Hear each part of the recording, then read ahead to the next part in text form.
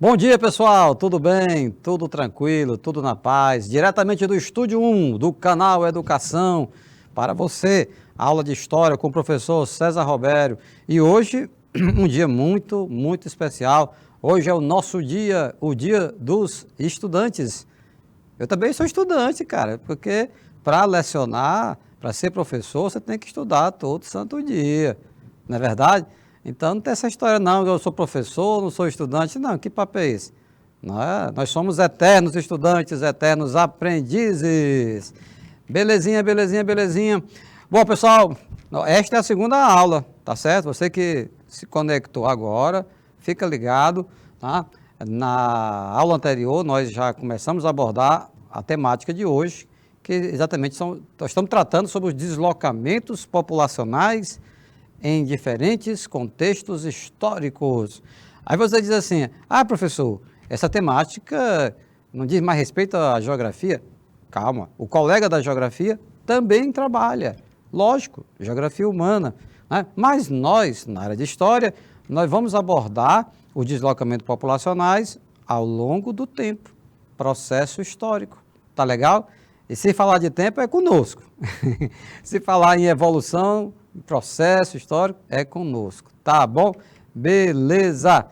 Vamos lá, aqui o nosso amigo, um bom dia especial para todos que estão conectados. Eu estou vendo aqui o nosso amigo Jack, quem é da UAP, da Universidade Aberta, que deve estudar mesmo, são muitos assuntos, mas eu ainda quero fazer o Enem esse ano novamente, pela segunda vez. Parabéns, Jack, firme. O Jack já é universitário, né, mas ele é um cara dedicado aos estudos, né? Está na nossa monitoria do projeto Pré-ENEM, que é coordenado pela professora Hilda Alene. Se você não sabe ainda o que é o projeto Pré-ENEM Online, procure se informar na sua escola, tá legal? É muito interessante, eu leciono lá, o Jack fica na monitoria e sempre participando de todas as matérias, que eu vejo esse Jack, o cara tá ligado. Vamos lá? Galera, é o seguinte, fazer aqui um link com a aula anterior, que nós estávamos falando sobre a diáspora judaica, né, sobre a dispersão do povo judeu pelo mundo afora. Tivemos duas diásporas, fica ligado. A primeira foi em 586 a.C. Considerando o ano que nós estamos, ministrando aqui essa aula, isso foi há 2.600 anos atrás. Aconteceu o quê, cara? Foi que rolou. Nabucodonosor, imperador da Babilônia, invadiu o reino de Judá e acabou com Jerusalém. Destruiu, não acabou porque a cidade é eterna. Calma, professor. Está colocado, destruiu Jerusalém. Tem alguma cidade no mundo que Deus o livre de acabarem. Jerusalém, sobretudo Jerusalém, que é uma cidade sagrada para três religiões, os cristãos, os judeus e os muçulmanos. Enfim, mas Jerusalém foi atacada por Nabucodonosor e o povo judeu foi deportado para a Mesopotâmia. É a primeira diáspora. Diáspora, galera, quer dizer dispersão de um povo. Eles se espalharam pelo mundo, não é verdade? Então, ao chegar na Babilônia, acontece dois lances interessantes. Por um lado, os judeus mantêm a sua fé, né? A sua cultura religiosa, as suas tradições. Mas, por outro, naturalmente, estando na Babilônia, vão acumulando, absorvendo algo, né, da cultura local. Tanto é, como está colocado na sua tela, né, o idioma deles, por exemplo, né, o hebraico, começa a perder um pouco de importância, dando lugar para o aramaico. Tá? Na aula anterior, nós falamos de causas e de consequências desses deslocamentos humanos, estão lembrados? Né? Então, vejam que uma das consequências exatamente é essa troca de culturas, né? Essa interação. Beleza? Então vamos lá, vamos na sequência. E a segunda diáspora, professor? A segunda, já está lembrado? A primeira diáspora, 586 a.C. Já a segunda diáspora judaica, né, é no ano 70 depois de Cristo. No nosso bate-papo, o Jack comenta, na Bíblia fala de uma Nova Jerusalém, bem interessante, a Bíblia é um excelente livro histórico. A Bíblia é tudo, né? A Bíblia é um livro de história, é um livro religioso, é um livro que motiva as pessoas, entendeu? Que tem muitos textos que são muito interessantes por vários aspectos. É um livro até de administração, né, de gerenciamento. É um livro completo. Não é à toa que está aí há séculos e séculos sendo impresso e lido. Tá bom? O que foi a segunda diáspora? Agora não é mais Nabucodonosor, agora não é mais o rei da Babilônia, não. São os romanos, né?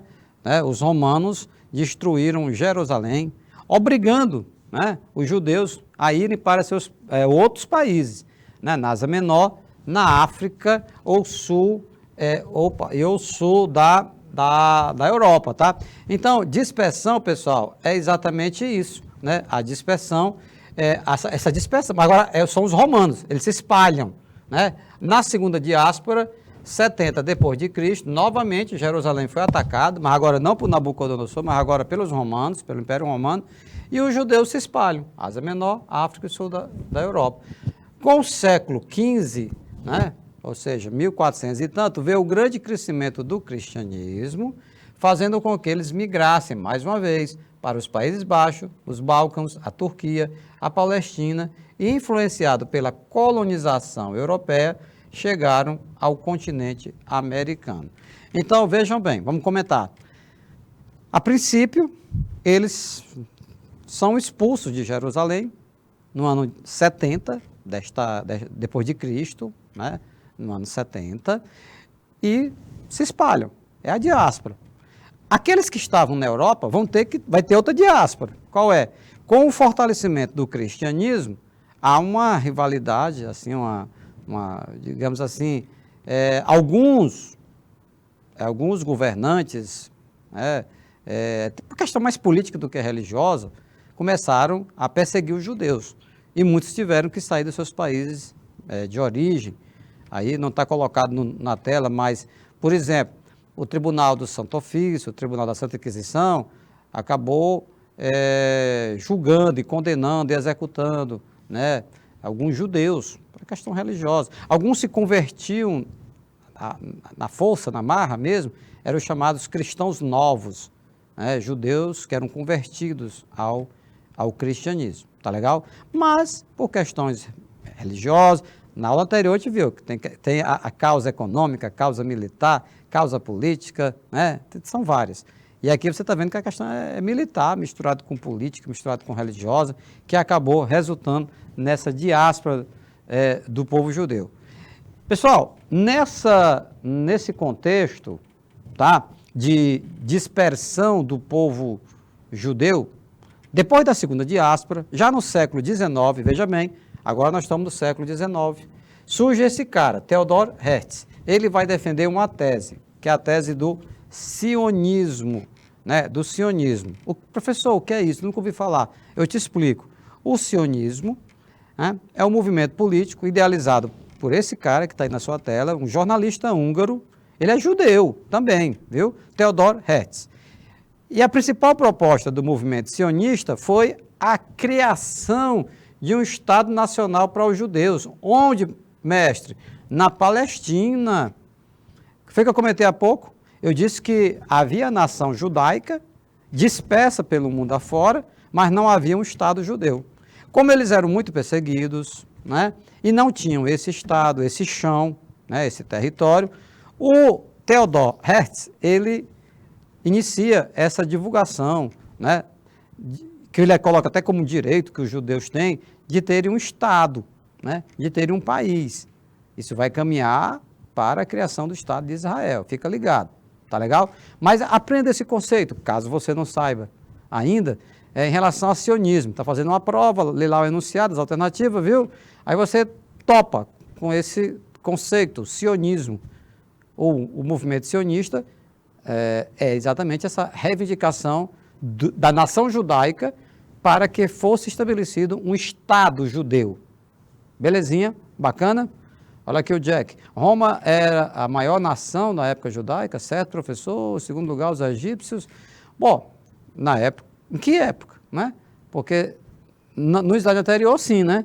No ano 70, depois de Cristo, inclusive houve a segunda diáspora.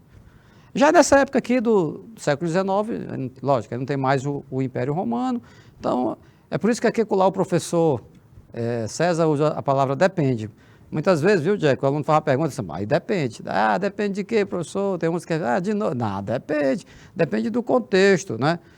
Sim, ok, no slide anterior, agora o Jack está esclarecendo. Beleza, no slide anterior, sim, o Império Romano. Então, o Theodor Herzl, essa mensagem do sionismo, ela vai se espalhar pelo mundo. Vão ler as obras dele, vão incorporar o pensamento dele, vão passar a desejar fortemente a fundação de um Estado judeu. Porque nação eles já tinham. Porque a nação é até mais difícil, não é verdade? Você manter uma nação unida, entendeu? Preservando a cultura, a história, as tradições, a religião. E os judeus, a bem da verdade, conseguiram isso. Mesmo dispersos por várias regiões do planeta, os judeus conseguiram manter coeso, né? Manter viva a tradição, as tradições deles, a cultura, né? A religião, independente do país que eles estivessem, entenderam? Da cultura que eles estivessem ali mergulhados, mas entre eles a comunidade judaica acabavam então preservando as suas origens, tá bom? Isso é muito interessante, gente.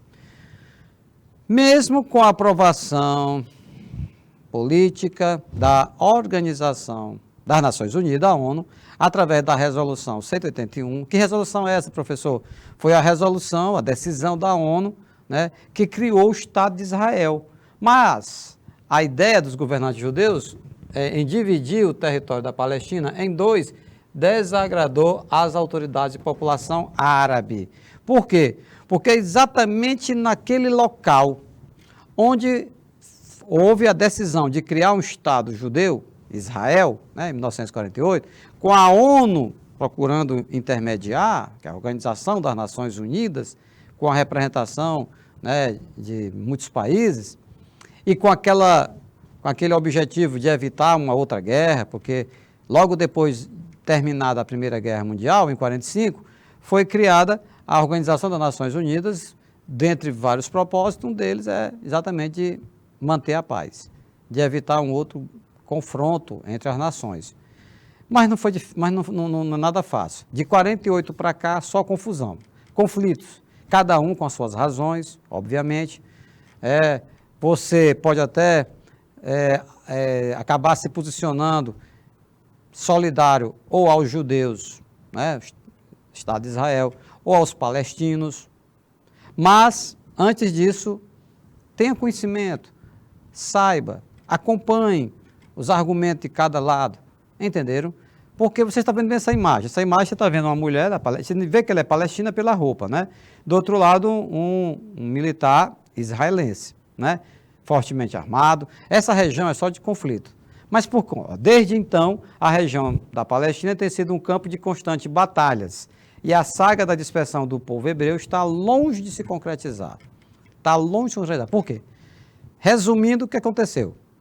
O Estado de Israel, a nação judaica, dispersa pelo mundo afora, motivados pelo sionismo, reivindicam o Estado judeu.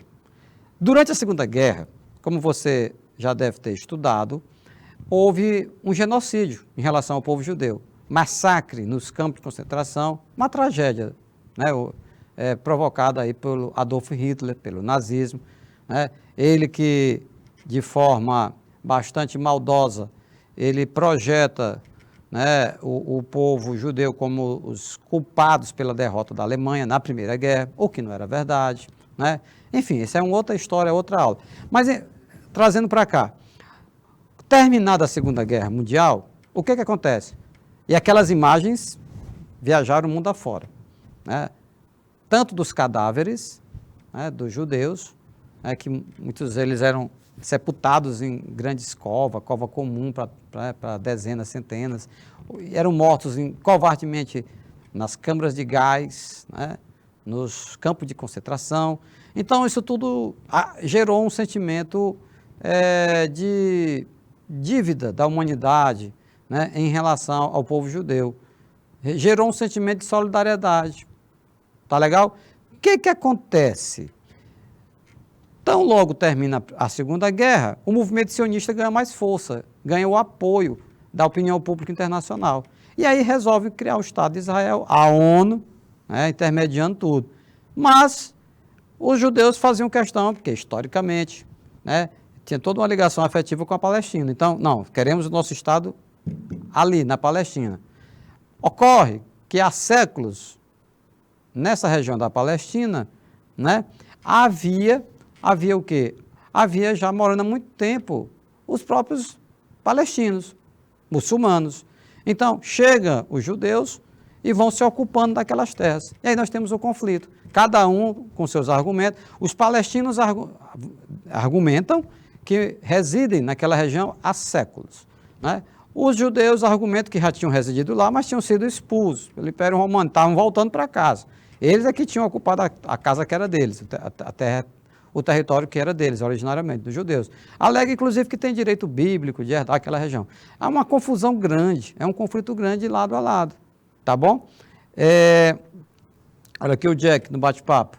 Professor, para falar em Palestina, me lembrei do muro, construído por Israel. Teve um conflito recentemente entre esses dois estados, isso é verdade. Né? Israel constrói um muro para separar, né, separar o seu território do território palestino. Duas regiões muito conflituosas, a faixa de Gaza, né, a faixa de Gaza e a Cisjordânia. É muito disputada, e tem muitas pessoas morrem em atritos. O Jack indaga, professor, qual é a diferença entre Estado e país? Olha, Jack, se confundem, né, um pouco esses conceitos. O Estado é uma instituição jurídica, né, que prevê a existência de um governo próprio, de leis próprias, que tenham forças militares próprias, entendeu? Você tem aí um Estado, entendeu? Por isso que diz, olha, o presidente é o chefe de Estado e é o chefe de governo também ao mesmo tempo, né? Então, já o país, você pode muito bem dizer, o Brasil é um país, sim, mas também tem o Estado brasileiro. Quando você fala país, geralmente você imagina logo, né, o território, os limites com outros países. Mas quando você fala em Estado é mais complexo, é mais as estruturas jurídicas, entendeu? Sociais, econômicas. Beleza, entendido, né?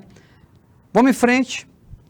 Na sequência, pessoal, sim, como comentamos há pouco, nesta aula nós estamos utilizando um outro formato que eu acho que eu vou até adotar, porque anteriormente, como é que eu fazia? Trabalhava toda a parte teórica, o conteúdo, e as questões ficavam para o final. Agora não, eu estou intercalando, comentando um assunto e na sequência nós já vamos praticando, né, respondendo as questões. Não vou deixar as questões só para o final, não. O que acontecia? Nesse formato de 2 aulas, como eu fazia antes, a primeira parte da teoria e depois as questões, quem por uma razão qualquer só assistia a primeira aula, não acompanhava a resolução das questões, que ficava para o final da segunda aula. Agora não, tranquilo, de boa. Vamos lá. Na esteira da discórdia entre judeus e palestinos, opa, professor, vamos grifando esse negócio para a gente não se perder, né? Ele quer saber o quê? Discórdia quer dizer conflito, né? Entre judeus e palestinos, nos territórios por ele disputados está o movimento sionista, acabamos de ver, né? Apontado por muitos como um dos principais elementos relacionado com aumento das tensões entre ambos os lados. Quais são ambos os lados aí? Judeus e palestinos. De toda forma, o sionismo não é a causa do problema em si, mas um dos seus fatores históricos mais importantes. Beleza, bacaninha, está dizendo que o sionismo por si só não é a causa da confusão toda, né? Veja bem. Agora, o que ele quer saber? Entende-se por sionismo o quê? Opa, em relação ao conceito. Aquele que o Theodor Herzl apresentou no século XIX, aquele jornalista judeu húngaro. Vamos analisar as alternativas e vocês também em casa, fiquem à vontade, né? Para que você vá analisando, para que você vá procurando interpretar essas questões. Nós temos que ler com muito cuidado, com muita atenção. O que é que diz a alternativa A? Diz que o sionismo é a intenção proeminente dos povos árabes de tentar erradicar os judeus do Oriente Médio. Que tal? Sionismo é isso, gente? O que é que vocês acham? Galera que está acompanhando aí. Vamos lá? Ó, intenção proeminente, ou seja, bem destacada, né, bem evidente, dos povos árabes de tentar erradicar os judeus do Oriente Médio, ou seja, tirar os judeus do Oriente Médio. Sionismo é isso? Não, o Jack está aqui interagindo. Não, pelo contrário, o movimento sionista, ele contempla os interesses da nação judaica e não dos povos árabes. Entendeu? Por isso que ela está errada. Né? B. A crença religiosa de que judeus e muçulmanos são povos excludentes e que jamais entrarão em paz. O movimento sionista, pessoal, nós estudamos há pouco, era a defesa do direito, né, da nação judaica a ter exatamente um Estado judeu, um Estado-nação, que veio a ser criado em 1948, né, pela ONU, que é o Estado de Israel. Só que não dialogaram com os palestinos, não chamaram para sentar numa mesa, botaram um mapa em cima e disseram, vamos lá, como é que vai ser esse negócio? Vamos chegar aqui no entendimento, no acordo, os palestinos do lado e os judeus do outro. Não foi assim. Os palestinos não participaram desse processo. Entendido? Então, ficou a decisão unilateral, né? Só de um lado, só do lado judeu. Estão acompanhando? Os palestinos não se sentiram representados, não participaram dessa divisão. Tanto é que depois vão criar a OLP, a Organização pela Libertação da Palestina, depois surge a Autoridade Palestina, assunto para outra aula. Beleza? O que é que diz a alternativa C? A busca dos judeus pela terra prometida, nos arredores de Jerusalém, beleza, consequentemente a criação do seu Estado Nacional. Pronto. Estou vendo aí que o Jack já tinha até marcado e outros também, né? Alternativa C. Ela que é a correta. Grave bem isso. Sionismo, movimento sionista, né? Está relacionado ao povo judeu, nada a ver com os árabes, povo judeu. Entendeu? Em relação à Palestina, às vezes também você vê nas questões como povo árabe e palestino. Palestina é um conjunto, aliás, árabe é um conjunto maior. Palestina específica, aqueles árabes que moram naquela região da Palestina. Entendido? Bom, meus queridos, e o que é que tem de errado na D? O movimento de resistência dos judeus frente às constantes ameaças árabes promovido em todo o mundo. Então, quer dizer que o movimento sionista tem a ver com o movimento de resistência dos judeus frente às ameaças árabes em todo o mundo? Não, em todo o mundo não. Era bem focado, entendeu? Era bem focado, tá? Bem focado naquele território da Palestina. Era lá que eles intencionavam criar o Estado judeu, o Estado de Israel. E é bem da verdade, como o Jack Souza está destacando aqui, ele tinha até citado a Terra Prometida no início da aula. E é verdade, está aí no bate-papo. Belezinha, vamos em frente. Olha aqui outra questão. O governo sueco reconheceu o Estado da Palestina nessa quinta-feira, dia 30, tem a matéria de 2015, né? Por decreto. Essa é a interessante, né? É interessante essa história, porque o movimento sionista, durante muito tempo, reivindicou a criação do Estado judeu. E acabaram tendo êxito com a fundação de Israel. De lá para cá, a briga agora é dos palestinos para criar o Estado da Palestina. Algumas nações reconhecem esse Estado da Palestina, né? E outras não. Por exemplo, nessa questão específica, ele está informando que o governo da Suécia reconheceu o Estado da Palestina, né, por decreto. A Suécia se torna assim, o primeiro país ocidental da União Europeia a tomar essa decisão, antes da Alemanha, antes da Itália, né? Enfim, da Inglaterra. No início de outubro, o primeiro-ministro Stefan Löfven anunciou que a Suécia reconheceria o Estado da Palestina, o que provocou muitas críticas de Israel e dos Estados Unidos, pessoal. Lógico, agora é contraditório, não é não? O que vocês acham? O Israel passou séculos, né? Aliás, perdão, o povo judeu passaram séculos lutando para que fosse construído, reconhecido, respeitado um Estado judeu. Conseguiram com Israel em 48. E agora Israel se posiciona fortemente contrário à criação e ao reconhecimento do Estado da Palestina, que era a mesma reivindicação deles outrora. E os Estados Unidos têm naquela região como aliado Israel, não tem como aliado a Palestina. É isso que ele quer saber. Olha, o motivo das críticas de Israel e dos Estados Unidos em relação à Suécia ter reconhecido a Palestina como Estado, né, tem a ver com o quê?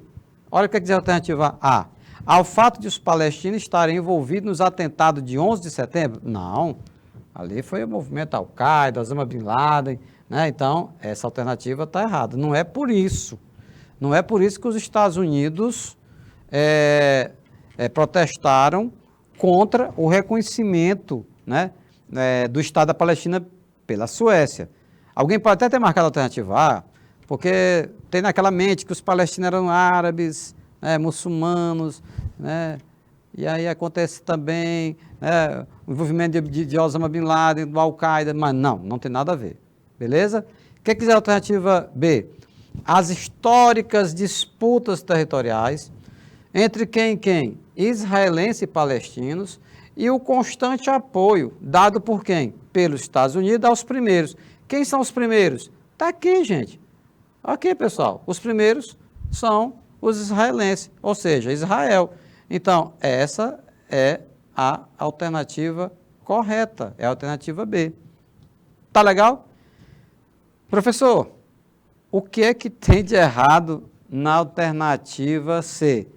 Ao argumento de que a Suécia estaria indo contra a regulamentação da ONU, que dá proibição irrestrita à existência dos territórios palestinos sobre um governo formal. Não, gente, está errado. A ONU quer isso aí também, né? Opa, eu chego lá, viu, Jack? Comentar D, por enquanto a C. Então, assim, olha, do mesmo jeito que a ONU se empenhou para criar o Estado de Israel, a ONU também tem interesse em criar o Estado palestino, lógico. Mas eles não vão fazer... a confusão enorme é porque no momento da criação do Estado de Israel, não houve um diálogo com quem estava lá há séculos, ou seja, os palestinos. Então, eu não posso marcar a alternativa C, que diz que a ONU ela proíbe de forma irrestrita, né, a existência do território palestino. Não, a ONU até que deseja que haja um entendimento. Agora sim, vamos lá. O que é que tem de errado na D? Ameaça que a legitimidade da Palestina representa o comércio de petróleo, elemento abundante, né, na região em questão. De fato, viu, Jack? De fato, é uma região muito rica em petróleo, né? Mas a Palestina é uma das regiões, né? Não, simplesmente por não dominar todo, porque vem petróleo do Kuwait, vem petróleo da Arábia Saudita, né? Vem petróleo de outros países árabes, né? Então, a questão é, o envolvimento dos Estados Unidos nesse conflito sempre se deu, eles apoiando Israel, por conta dessa histórica, né? Histórico apoio que os Estados Unidos vêm dando, mas desde 1948, né? Aos interesses israelenses. Legal? Belezinha? Pois vamos em frente. E agora, pessoal, falar sobre as migrações bárbaras. Ah, professor, quem são esses caras, os bárbaros? Opa, nós começamos falando da diáspora judaica, né? E aí você viu que a segunda diáspora foi no ano 70, né, depois de Cristo. Já depois, né, olha só, entre os anos 300 e 800, né, você se localizou no tempo. A partir da Europa Central, e vai se estender todo o continente. O professor está começando do final do parágrafo. Não, só para você entender. Aliás, vamos entender aqui 3 pontos. Primeiro, quem são esses chamados bárbaros? Quem chamava quem de bárbaro? Segundo, onde?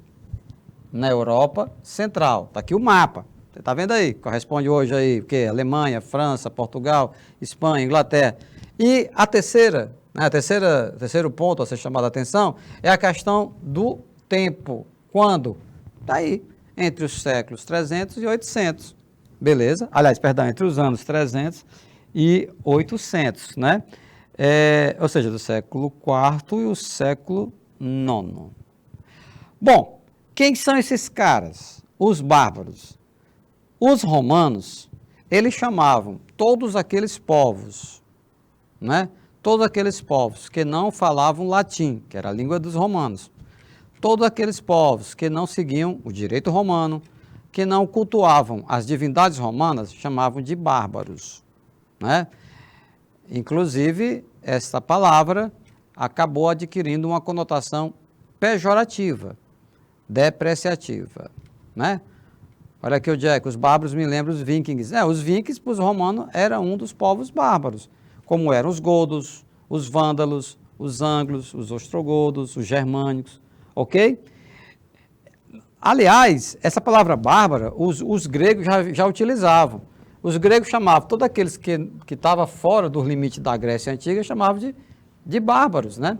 Vamos lá. Na história da Europa, dá-se o nome de migrações bárbaras, ou invasões bárbaras, ou período das migrações, a série de migrações de vários povos que ocorreu entre os anos 300 e 800 a partir da Europa Central e que se estenderia a todo o continente. Qual é o assunto de hoje? Não é deslocamento populacional? Nós não já vimos a diáspora judaica, agora vamos ver aqui a diáspora, vamos chamar assim, né, dos povos chamados bárbaros. Destacam-se os godos, originários do sudeste europeu, os vândalos e os ânglos da Europa Central, entre outros povos germânicos e eslavos. Quais foram os motivos que desencadearam essas migrações em todo o continente? Olha, esses motivos são incertos. Contudo, podemos até, digamos assim, imaginar como foi uma reação às incursões dos hunos, pressões populacionais ou alterações climáticas. Esses hunos são relatados como povos muito agressivos, né? Átila, rei dos hunos, tem que dar um desconto também, porque o que nós sabemos sobre eles, muitas vezes é pela lente, né, pelo olhar dos europeus. Então, eles descrevem o Átila como o flagelo da humanidade. Diz que era uma pessoa tão ruim que onde o cavalo dele pisava, nem grama não nascia mais. Para aí vocês tiram a ideia, né? Mas nós não temos um relato, por exemplo, dos europeus pelos hunos. Tá legal? Bom, pessoal, então, aí você está vendo aqui, tem uma legendazinha pequenininha, mas está localizado os francos, os visigodos, ostrogodos, os anglo-saxões, burgúndios, lombardos, entenderam? E olha essas setas, eles vão se movimentando. E aqui você está vendo, elencando três possíveis causas. As invasões dos hunos, pressão populacional, sim, aumenta a população, aí eles precisam encontrar novas terras, não é verdade? Para poder produzir alimentos, né? Porque a população vai crescendo e então pressão por comida. E também alterações climáticas, tá? Alterações climáticas. Novamente eu vou repetir que assim, o termo bárbaro é tão pejorativo que quando acontece um crime violento, como é que você escuta alguém falar, ali houve um crime bárbaro? Isso não é à toa, pessoal. Isso não é gratuito, né?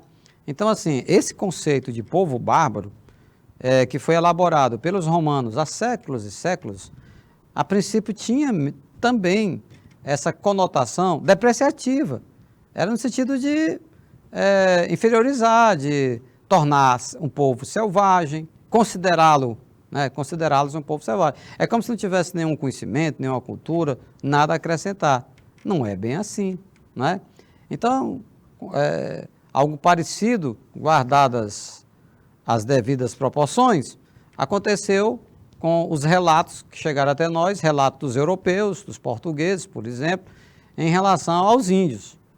Alguns são relatados como selvagens, né, como primitivos, criaturas que não eram nem humanas, eram animalescas. Bom, aí tem toda uma carga de preconceito, né? Uma concepção eurocêntrica, né? algo parecido acontecia aí.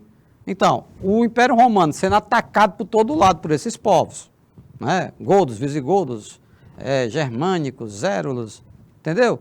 Então, quem são essas criaturas? São povos bárbaros, entenderam?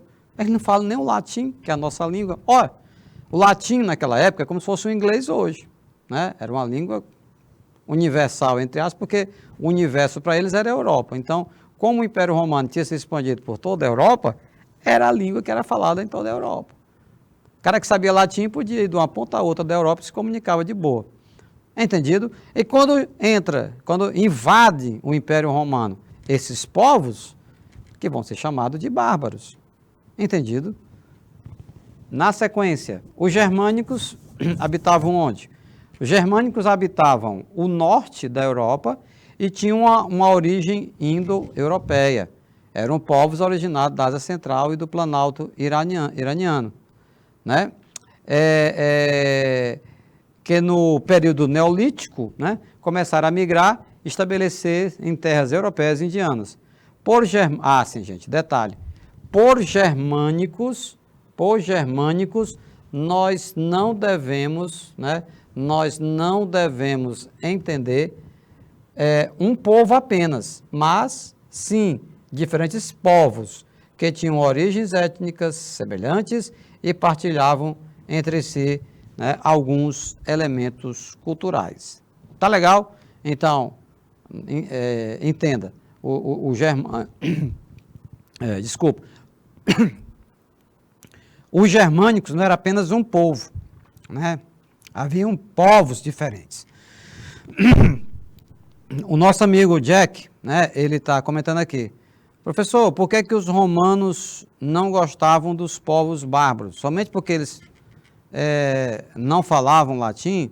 Não, não é só por isso não, Jack. Acabou sendo utilizado assim, tipo um pretexto, né? Uma justificativa para inferiorizar, para depreciar, né, esses povos que não eram romanos, né? Mas não é somente porque não falavam a língua deles. Isso acontece ainda hoje, mais ou menos. Qual é a língua que se expande pelo mundo afora? Não é o inglês? Hoje. Mas nem sempre foi, né? Ninguém sabe daqui uns anos para frente, né, uns séculos, vai surgir, sei lá, se a China, por exemplo, se a China ultrapassar em poder econômico, tecnológico, militar os Estados Unidos, nos preparemos para aprender o mandarim, que é a língua falada pelos chineses. É assim que caminha a humanidade. Então, da mesma forma, você chegar nos Estados Unidos, em qualquer outro país, se você não sabe falar inglês, você passa dificuldade, né? Passa dificuldade, porque muitas partes do mundo se mantém o idioma local e, paralelo a ele, o inglês. Você vê pelas placas, vê pelos textos, né? Pelos impressos, enfim. Tá legal? Então tá aí, combinado? Germânico não é só um povo, mas diferentes povos. Vamos para as questões, daquela forma, sempre intercalando, que eu acho que está ficando legal, tá certo? Sim, Jack, exatamente isso que você está colocando aí. É uma maneira de inferiorizar. Ou você acha, por exemplo, que os índios não tinham um idioma? Tinham um idioma, né? Tinha a língua deles. Mas aí o que você... Não, mas aquilo ali é um dialeto, ou seja, algo menos importante. Nós temos aqui...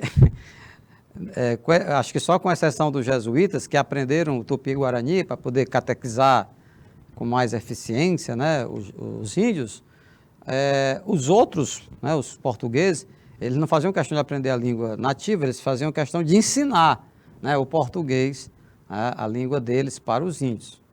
Beleza? Vamos lá, vamos enfrentar essa questão. Aponte uma consequência, né? Aponte uma consequência direta que resultou do processo de invasão germânica, ou seja, desses povos tidos como bárbaros, né, pelos romanos. Vamos lá? Uma consequência. O que é que diz a alternativa A? Aumento na produção agrícola, uma vez que os germânicos eles eram exímios agricultores. Que tal? Os germânicos eram exímios agricultores, os germânicos eram guerreiros, né? Lutadores. Então, não é uma consequência direta desse processo de invasão germânica o aumento da produção, né, da produção agrícola. Vamos colocar um Ezinho que está errado. B, ruralização da Europa, pois a população fugia das invasões e abrigava-se nas zonas rurais do Império. Que tal? Gente, eu tenho dito, né, nos nossos comentários de questões, que quando você tiver dúvida, e é natural que tenha, né, é muito difícil que alguém se depare com a questão, uma prova, né, e aí não tenha nenhuma dúvida, tá? Você precisa recorrer à lógica. Vamos aqui acompanhando esse raciocínio lógico, viu, Jack? Presta atenção. Se a Europa passa a ser invadida por esses povos que os romanos consideravam bárbaros, é lógico que as pessoas não vão se sentir seguras nas cidades, porque nas cidades, ver aquele aglomerado de pessoas era um atrativo, né, para esses povos que estão atacando. Muitas vezes era mais seguro sair das cidades e ir para o campo, ficar longe da cidade, não é? Se esconder mesmo. Ah, professor, e aqueles que iam para o campo estavam totalmente protegidos? Não, obviamente que não. É lógico que um grupo de bárbaros, né, chamando assim de bárbaro, mas vocês estão entendendo, né? Um desses povos tido como bárbaros, né, pelos romanos, podia muito bem chegar numa fazendinha lá no interior da zona rural. Agora, era mais provável os bárbaros eles irem para as cidades, né? E isso vai acabar resultando, pessoal, porque na cidade tem mais gente, tem mais riqueza, tem mais bens, tem mais tesouro, né? Algo mais valioso. Está tudo ali juntinho no ponto dos bárbaros chegar e levarem, saquear. É nesse contexto, meus queridos, minhas queridas, alunos e alunas, que nós tivemos um processo de ruralização da economia, ruralização na Europa. Então, o que está colocado na alternativa B está correto, né? Processo de ruralização da Europa, pois a população fugia das invasões e abrigava-se na zona rural do Império, com medo, ameaçados. Ah, professor, e o que tem de errado nascer? Fortalecimento do paganismo na Europa, uma vez que parte dos povos, parte dos povos germânicos não era cristão? Não, não é parte não. Eles não eram cristãos de jeito nenhum.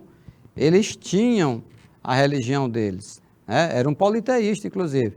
Agora, alguns povos, tidos como bárbaros, eles foram se convertendo ao cristianismo, como foi o caso do Império Carolíngio, Carlos Magno, ele vai se batizar, mas a princípio não era, né? Ele não era cristão, tá legal? Por isso que está errado dizer que parte dos povos, não é só parte, aliás, o que está errado é essa parte aqui, né? Desagregação do Império Romano do Oriente, a partir das conquistas de Constantinopla em 476. Aqui o cara que elaborou a questão, ele quis nos confundir com o quê? Vocês sabem que o Império Romano foi dividido em dois. Império Romano do Ocidente, capital Roma. Império Romano do Oriente, capital Constantinopla. Ocorre que o Império Romano do Ocidente caiu, foi desarticulado em 476. Enquanto isso, o Império Romano do Oriente também caiu, né? Mas somente em 1453, quase que 1000 anos depois, com a tomada de Constantinopla. Portanto, meus queridos, o que está errado aqui é dizer que Constantinopla foi em 476, quando foi em 1453. Por isso que essa alternativa está errada. Legal? Ah, professor, qual é o defeito de fábrica da alternativa E?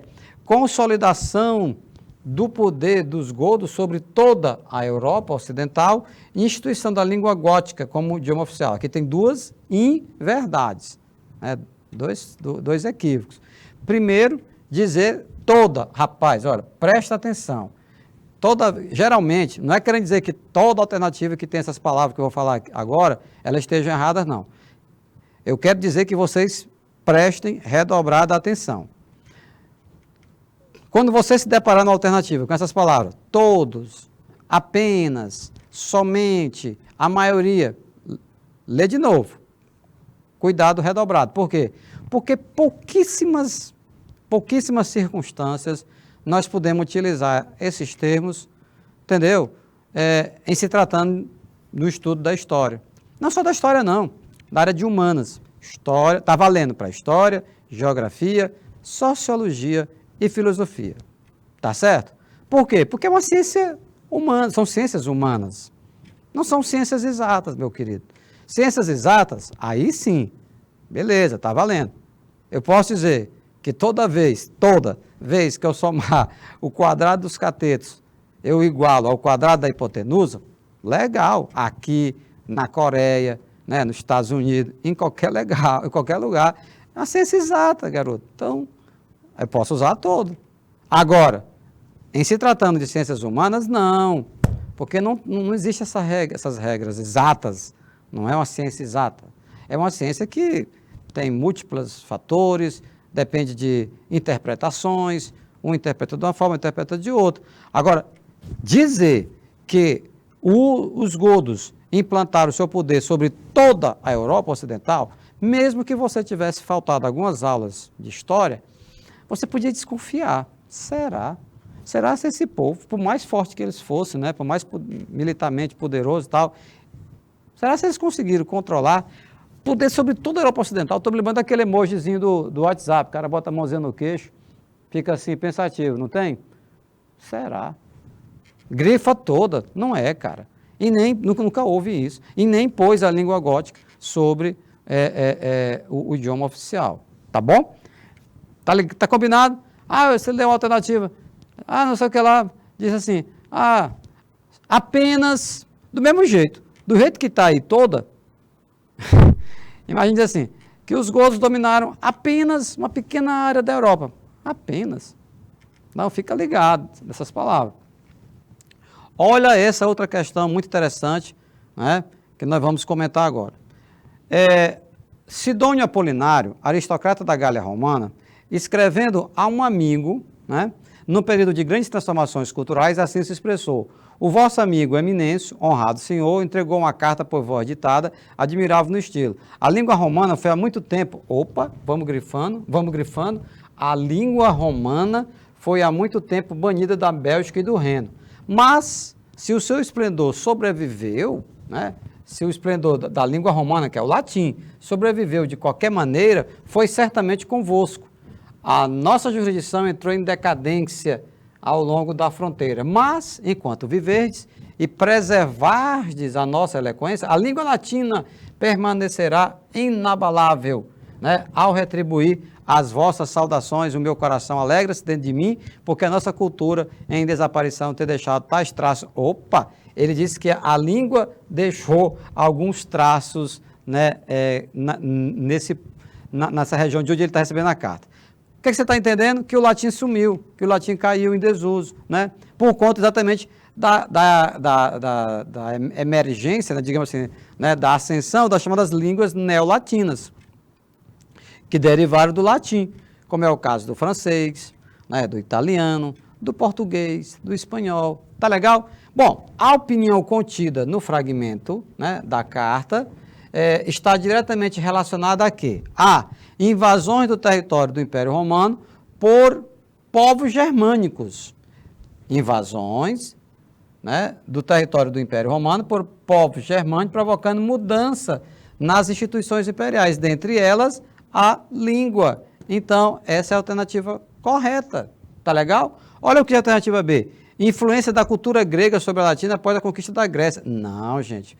Na verdade, observe que a cultura grega, ela acabou sendo absorvida pela cultura romana, porque o Império Romano dominou a Grécia, a cultura greco-romana, lembra? Então, por isso que está errado. C. Vitória dos romanos sobre Cartago na Guerra Púnica. Professor, teve essas vitórias? Teve. Mas, vejam bem que ele está se referindo ao momento de decadência do Império Romano, em que o latim está em desuso. Nesse momento das guerras cartaginesas, é o contrário. Os romanos estão em expansão, por isso que ela está errada. D. Crises que se abateram, né, sobre o Império Romano depois do governo de Marco Aurélio, quando o exército passou a controlar o poder. Na verdade, olha só que o período. A queda do Império Romano no Ocidente vai lá para o 476, então é bem posterior a esse período que ele está relacionando aí com Marco Aurélio. E na alternativa é as invasões normandas que ocorreram no norte da Gália, e não é somente a invasão normanda, mas é assim, é todo o império que está ruindo, que está sucumbindo, tá bom? Beleza, como o Jack está observando, o texto já dava essas dicas, né? Muito interessante. Vamos em frente. Vamos falar agora da civilização muçulmana, que foi outra diáspora, né? Foi outra dispersão, tá? Motivada principalmente pela necessidade de terras férteis, né? Que houve um aumento populacional da Península Arábica após a unificação das tribos egípcias. Você sabe que o Maomé unificou, né, o povo árabe, que era politeísta, passou a ter uma religião monoteísta, o culto a Alá, né, que estavam dispersos, ele unificou politicamente, a unificação política e religiosa. Guerreiros islâmicos impulsionados pela crença no paraíso após a morte e também, lógico, pelas recompensas terrenas, né, os tesouros, eles avançaram rapidamente. Os muçulmanos dominaram toda a Península Arábica, expandindo-se para leste, alcançaram a Índia e estenderam em direção ao Mediterrâneo. Conquistaram o norte da África e parte da Península Ibérica.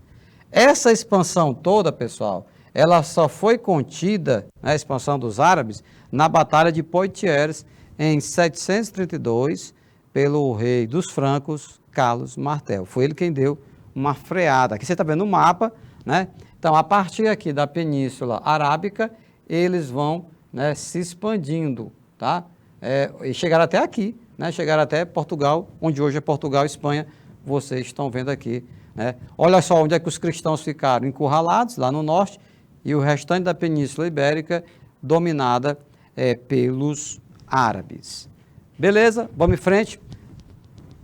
A tolerância dos muçulmanos para com os povos conquistados permitiu atingir grande progresso, né, econômico e cultural, pois, utilizando de elementos próprios e de outras culturas, desenvolveram conhecimento e técnicas valiosas até hoje. Só para você ter uma ideia, a bússola, o papel, a pólvora chegaram até nós, aqui no Ocidente, através deles, né, dos muçulmanos, né, e que eles aprenderam com os chineses, tá legal? Eles vão assimilando a cultura. Ah, professor, chegaram até nós como? Ora, mas eu não disse para vocês há pouco que houve a expansão muçulmana na Península Ibérica, onde hoje é Portugal e Espanha. O Brasil foi colônia de quem? De Portugal. Então, indiretamente, chegou até nós contribuições da cultura árabe, né? Em virtude da enorme extensão de seu império, eles difundiram o cultivo de produtos agrícolas, como a cana-de-açúcar, chega até nós, através dos árabes, o algodão, o arroz, a laranja e o limão. No campo da ciência, matemática e a medicina. Olha essa imagem, olha essa gravura.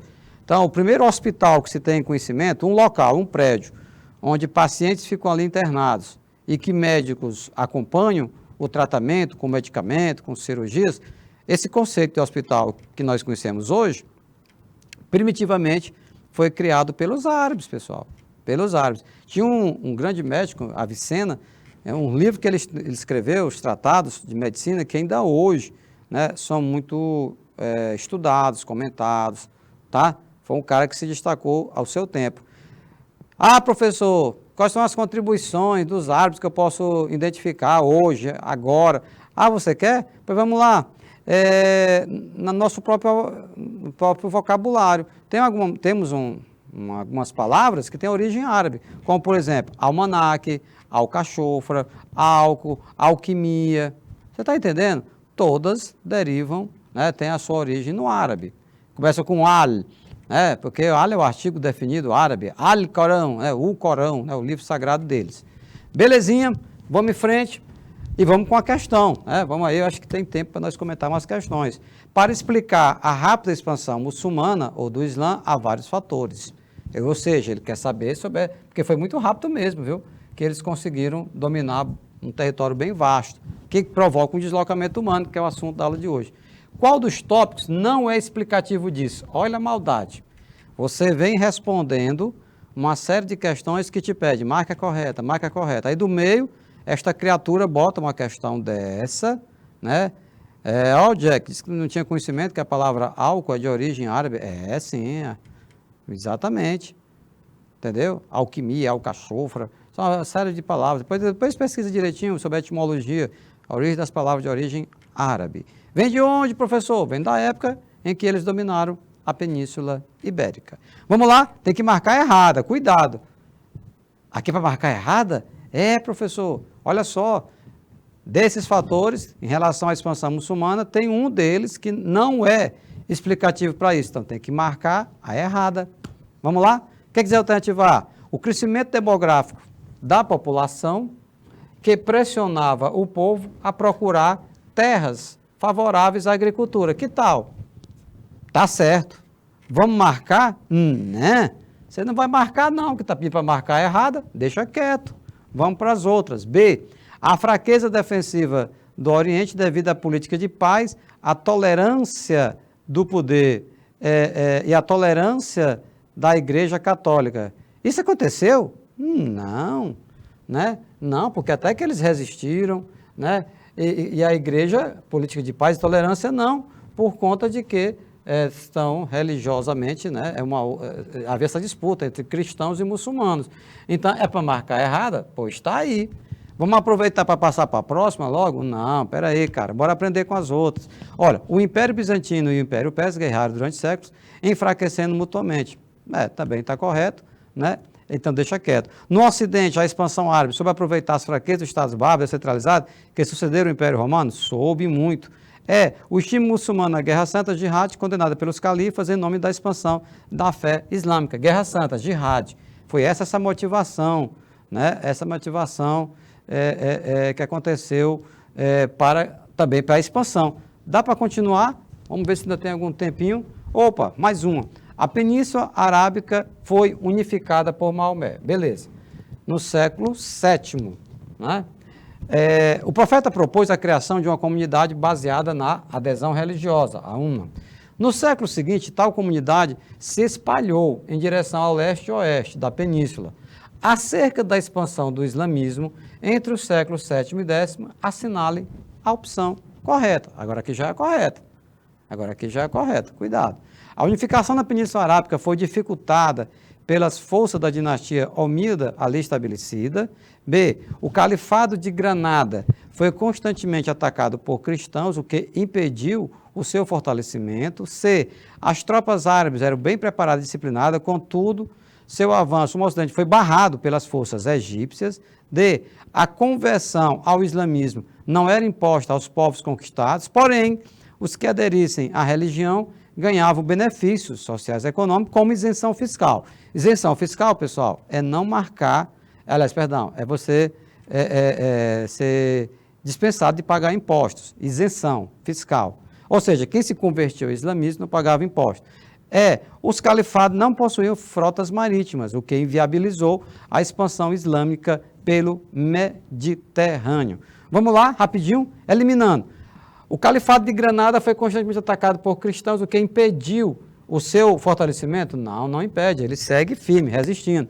B, aliás, tem a A antes, professor, calma. O tempo está passando aqui rapidinho, eu estou de olho no cronômetro. Então, a unificação da Península Arábica foi dificultada pela dinastia Omida. Está errado. Não, eles fazem lutar para manter a unificação. C, as tropas árabes eram bem preparadas e disciplinadas. Contudo, seu avanço foi barrado pelas tropas egípcias? Não, foi pelo reino dos francos, Batalha de Poitiers. Estão lembrados? Nós vimos isso há pouco. D, a conversão ao islamismo não era imposta, isso é verdade. Só se convertia quem quisesse.